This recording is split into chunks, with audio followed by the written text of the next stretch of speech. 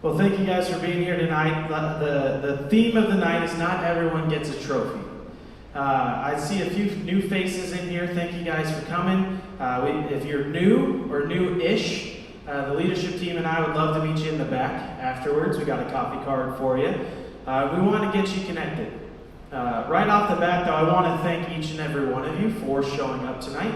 You could have spent your Friday night literally anywhere you wanted to, and you chose to be here with us to hear some guy that looks like me speak. So thank you so much. After the last few years, what I've come to know is this is truer than ever, that we are better together. One of my favorite sayings is when you're in a group, celebrations get multiplied and griefs get divided. So what we are doing here is a part of that. We at Mosaic live to glorify God, and that's what we're trying to do in this room. That's what we will try to do with all of the events all year long, and we want you to be a part of it. So please come back next week as we have part 2. Brent Deffenbacher, my boss, our discipleship pastor, will be here bringing part 2. And I'm just going to get right into it for part 1. Tonight we're going to be talking about courage.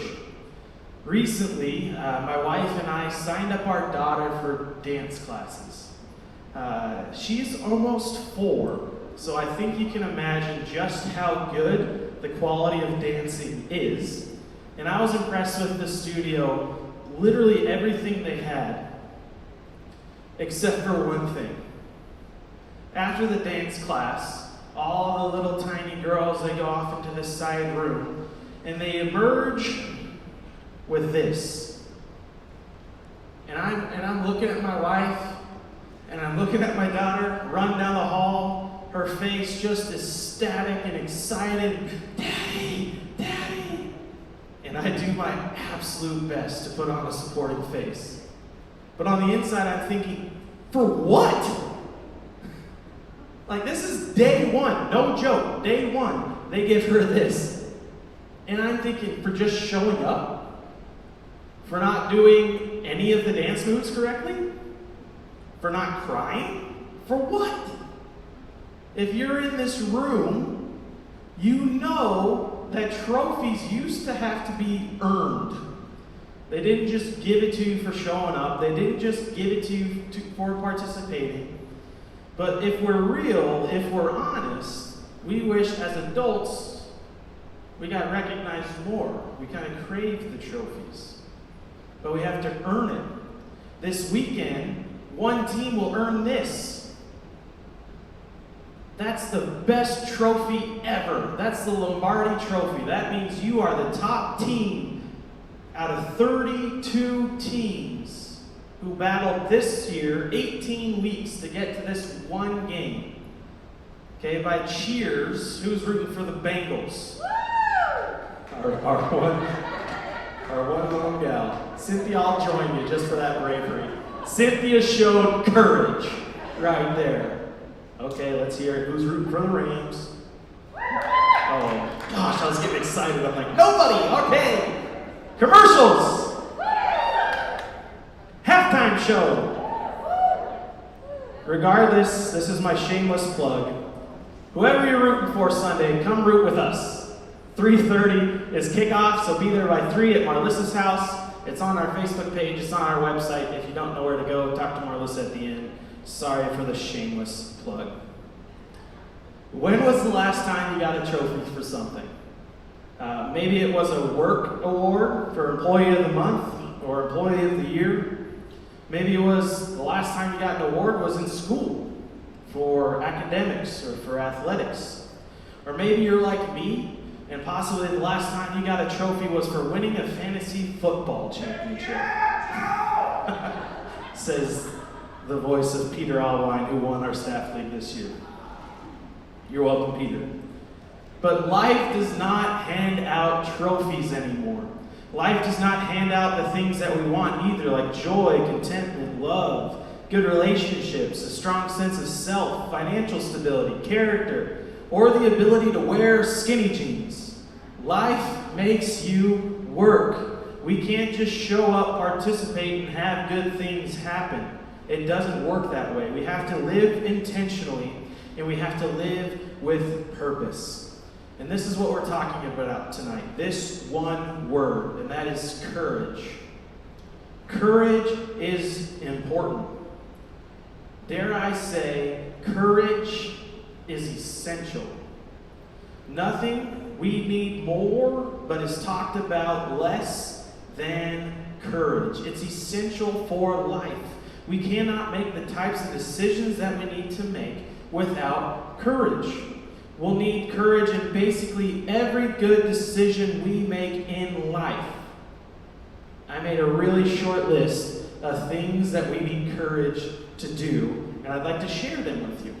We need courage to say no. We need courage to say yes. We need courage to move, to stay, to break up, to ask out, to love, to be honest, to go first, to go last, to have integrity, to not compromise, to be vulnerable, to put your feelings out there, to have joy, to plan, to go with the flow, to encourage, to grow, to be adventurous, to be still, to be quiet, to speak up, to be alone, to start, or to start over. Just a very short list of things it takes. But what it really takes courage to do is to be a healthy human being. You're in this room surrounded with people who want to be healthy. There's a lot of crazy people out there. Good news, none of them are in this room. So we need to go out there, be courageous, invite people to come and be healthy with us. I want us to consider this tonight. Our big idea is that courage comes with no guaranteed outcomes. We want to know, we want to be in control, we want everything out on the table so that we have a great idea of what is needed to make the decision even before we start. But what if? Most times we can't control everything, and we don't know what's going to happen. We don't know the outcome. So what ultimately sets in is fear.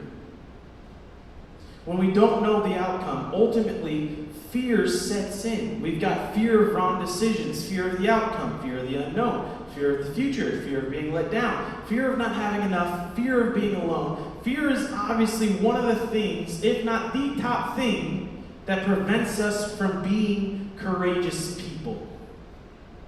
Our prayers for quote-unquote God's will often turn into negotiations. God, if I put you first in my finances, I don't need to be like CEO, but can I be like middle class rich? That would be great. God, if I read the Bible daily, will you have Prince Charming come knock on my door tomorrow? God, if I show you vulnerability, will you show up for me? God, if I show integrity, will you come through for me? We do these things because we want courage to come with a positive and predictable outcome.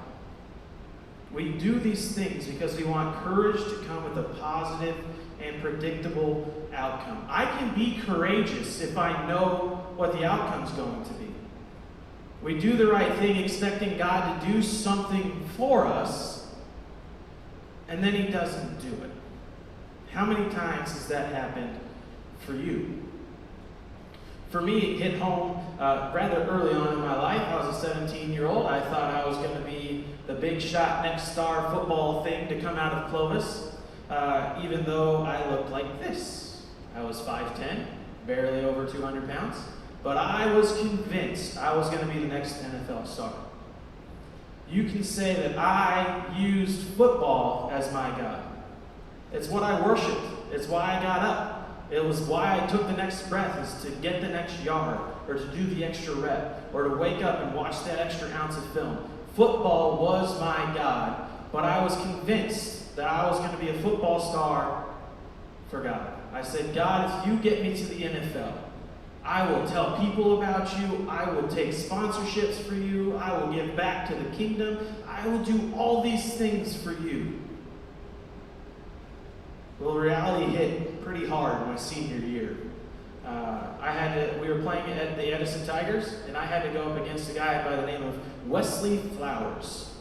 The name still haunts my dreams. Wesley was 6'6", 300 pounds. And I was 5'10", barely over 200, soaking wet. And I tell you what, I prayed so hard that whole week. You see, Wesley was a 5-star recruit committed to UCLA and was going to do big things. And I'm like, God, I'm David. I can conquer my Goliath. I'm going to do it. I'm going to show Wesley what it's like. You can kind of get the sense of things didn't go my way. Wesley had his way with me all night long. I would get off the ball and I'd be on the ground. I would get off the ball and then be on the ground. And about at halftime, I just remember sitting on the bench in our meeting room, thinking like, God, what is going on? Like, I prayed, I talked to you, we had big plans, God, what's going on? And like a baseball bat to the head, the revelation of, Joe, you can't out-pray talent, hit me in the face. It was at that moment I realized that I was doing things wrong. You see, my expectations wasn't the reality. So fear kicked in. I barely remembered having to strap my helmet on for the second half, thinking of I have to go out there and face this guy. I would get off the ball and become a wet noodle because I was scared of how manhandled this guy would do to me. I was courageous at kickoff. I was ready to go. I was fired up. The Spirit of the Lord, I thought, was in me. And then the going got tough. And I didn't know what to do. I had no idea of the outcome. You see, fear of not knowing keeps us from having courage. I thought I knew the outcome at the beginning of the game. I had a ton of courage. I remember looking up at the guy and I'm like, hey man, this is going to be a long night for you. He was wearing a visor and I was talking to myself apparently. Fear prevents us from making hard calls and all kinds of things. So how do we do that? What if I told you there was a way we could know? What if there was a way that we could move forward in life, removing much of the anxiety that comes with the unknown? What if there was a way to know? Just imagine someone standing in front of you at the end of the year with the trophy, presenting it to you and saying, way to go. You were courageous this year. You earned this. You see, I believe there is a way to know. Jesus promised us an outcome to our courage. He demonstrated it for us. I want to share a story, a pretty famous story out of Matthew 14. This story appears in 3 of the Gospels, Matthew, Mark, and John. Apparently, Dr. Luke didn't really like this story. But it's the story of Jesus walking on water. And tonight we're going to walk through Matthew's account. So if you would, the verses will be on the screen. It says, immediately Jesus made the disciples get into the boat and go on ahead of him to the other side when he dismissed the crowd. After he had dismissed them, he went up on a mountainside by himself to pray. I highlighted a few things there that I love about this passage. It was the words in yellow. Jesus had some urgency here. It says immediately Jesus made the disciples get in a boat and go on ahead of him. When I'm reading this, it was kind of like dealing with my kids, right? Like, get in the car, we're going. Jesus had some urgency here. And what made me, I was like, whoa, why is Jesus so fast-paced here?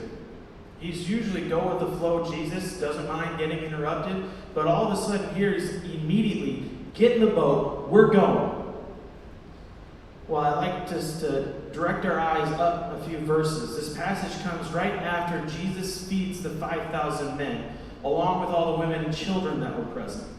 The people are absolutely losing their minds over this sign. You see, they took a boy's lunch, a few loaves, a few fish, and they fed over 5,000 people with that lunch.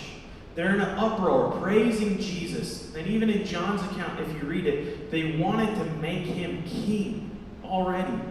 This is exactly what we've been waiting for, they're thinking. And this guy, he does these signs, he does these miracles. He's been doing these amazing things, and people are just dumbfounded by who he is and what he's doing. But there's a beginning of a belief among the people that Jesus is going to be their meal ticket. You see, he drives out demons, he's bringing sight to blind, he's healing disabilities. These people were following Jesus right now, and quite frankly, it was quite easy to follow Jesus right now.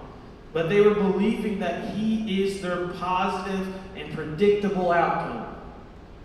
You see, this is the guy that we've been waiting for, the long foretold deliverer, the Savior, the guy that would make all things happen again in Israel and for Israel.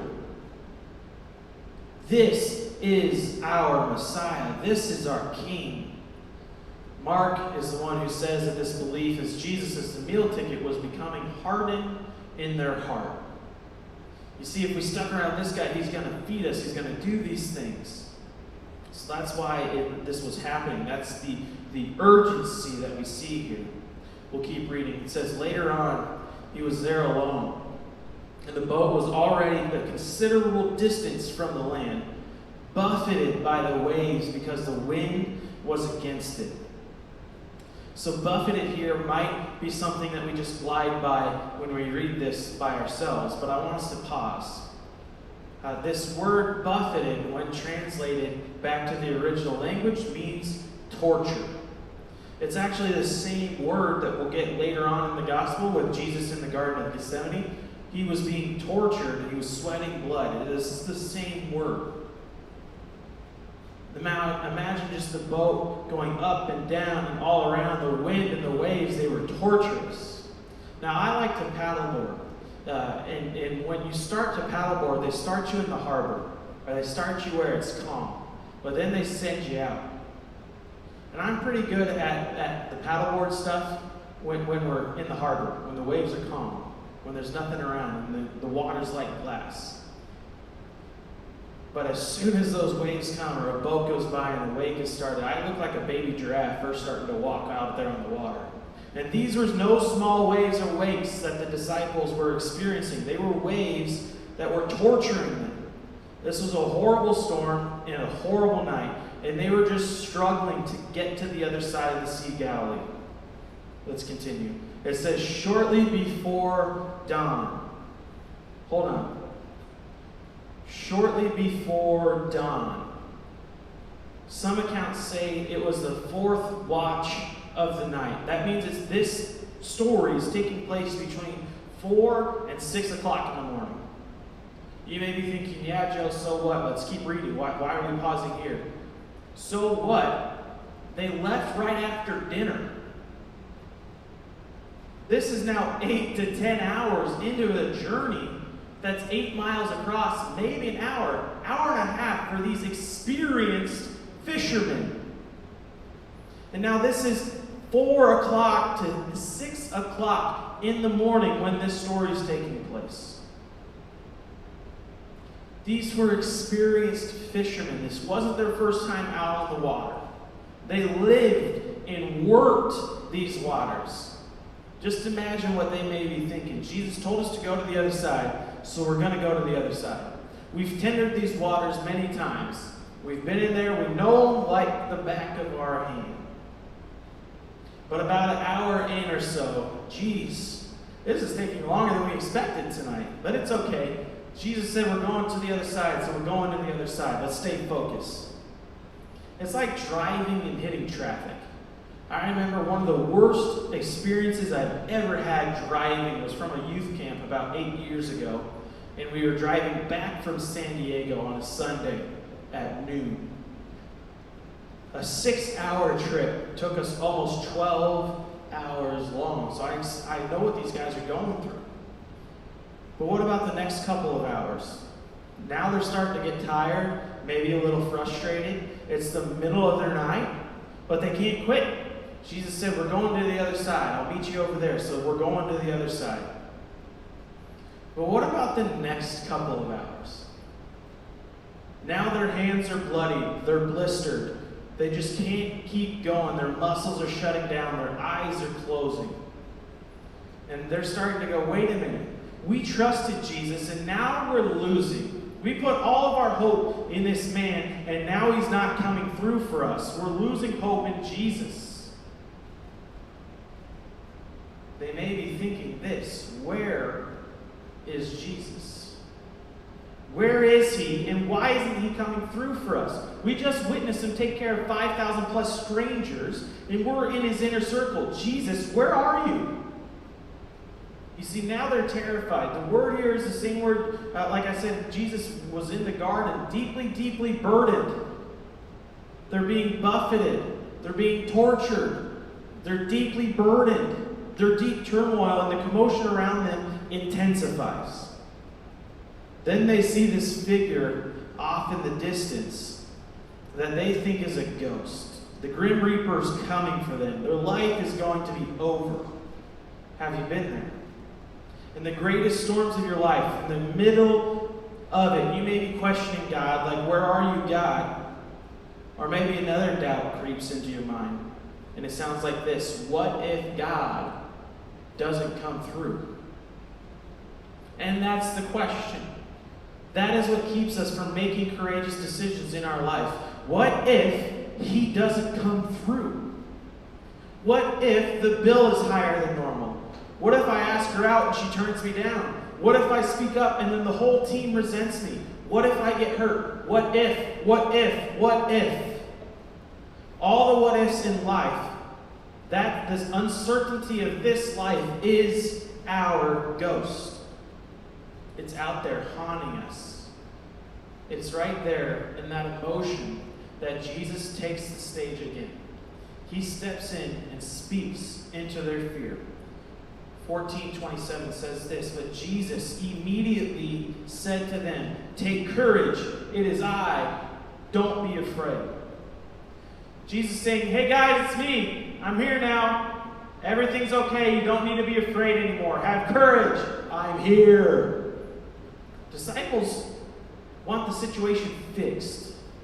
I don't care that you're here, Jesus, fix this. You're fixing things for everyone. Fix this for us. But here the scene pivots. Something comes over Peter. I don't know what it is. Maybe Jesus, when he went off to pray, was praying, Father, just make one of them. Make one of them see who I am. Make one of them believe in me. And maybe that's the courage that comes over Peter here. Peter says, Lord, if it's you, tell me to come to you on the water. Come, Jesus said. I've always looked at this story and just wondered what Peter's thinking here. Did he know that the liquid that the boat's going through, that's about to be under his feet, would instantly become solid? I don't know. I honestly think Peter doesn't care at this point. He's seeing his Lord. He's seeing the guy that he's trusted with his life. He's seeing the guy that says, come, follow me, and he did. He steps out not knowing the outcome. Why? Because Jesus was out there. And if Jesus is out there, that's where I want to be. You see, in this moment, we see a pivot. We see a change. We see Peter's beliefs start to change from an outcome to a person. Jesus is with you. Maybe the way for you to become more courageous this year is to be like Peter. Stop looking for a predictable outcome that you can control. Fix your eyes on the person of Jesus and just go. Take faith away from an outcome and place it on Jesus. The story continues. Then Peter got out of the boat, walked on the water, and came towards Jesus. But when he saw the wind, he was afraid, and beginning to sink, cried out, Lord, save me. Immediately, Jesus reached out his hand and caught him. You of little faith, he said, why did you doubt? Now, I don't think Jesus is scolding him here. I think Jesus is saying, Peter, I'm right here. Why'd you doubt? I'm with you. I'm right in front of you. Your eyes got off of me and you got afraid. Why did you doubt? I'm right here. I think there's something so significant that I want our hearts and our minds to wrap around. The importance of Jesus giving us his presence. We don't need an outcome for courage. We need a person. That person is Jesus. I think far too often we give credit to God's faithfulness with his predictability. I think that is so wrong. It's treating Jesus like a genie. There are churches who have set up like this, that if we do something, God will come through the way that we want.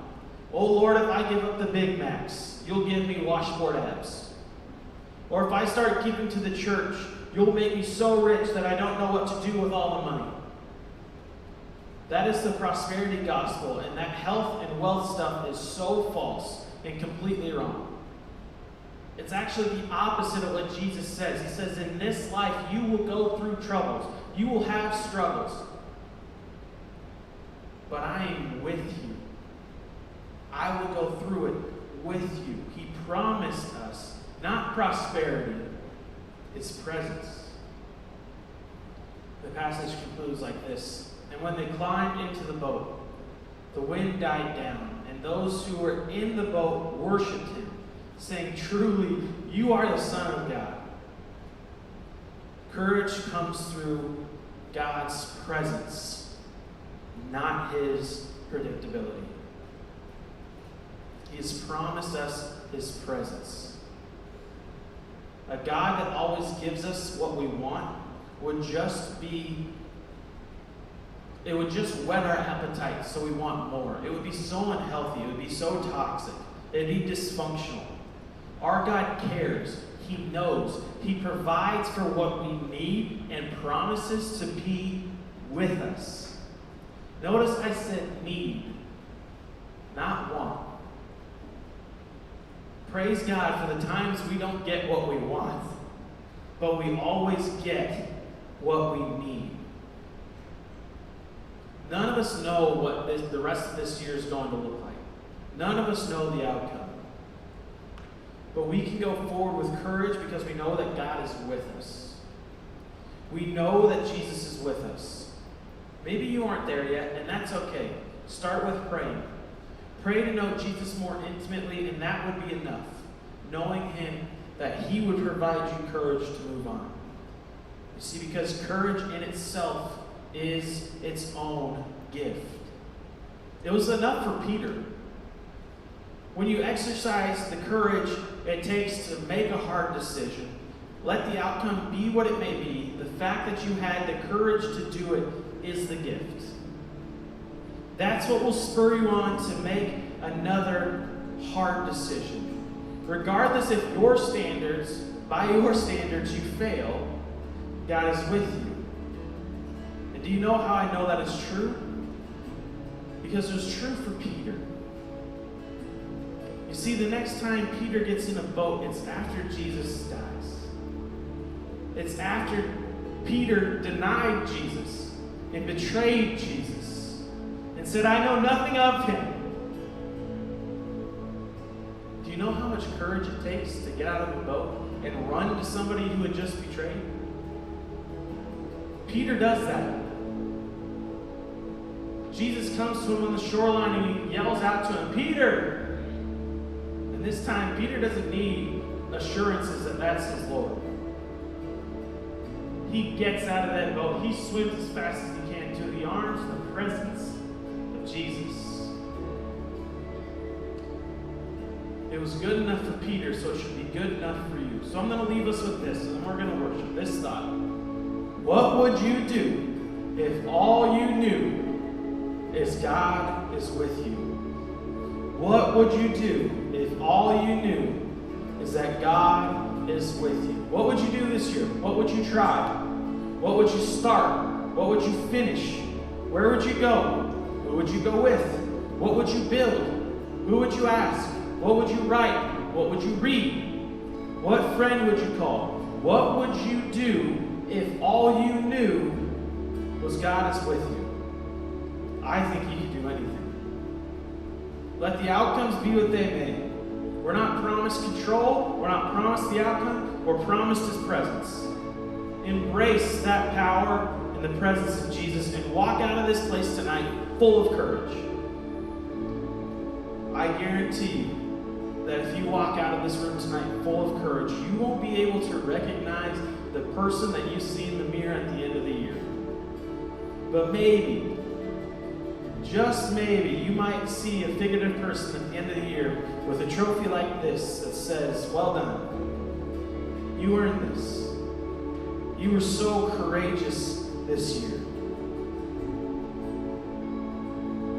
So what areas in your life do you need to be more courageous?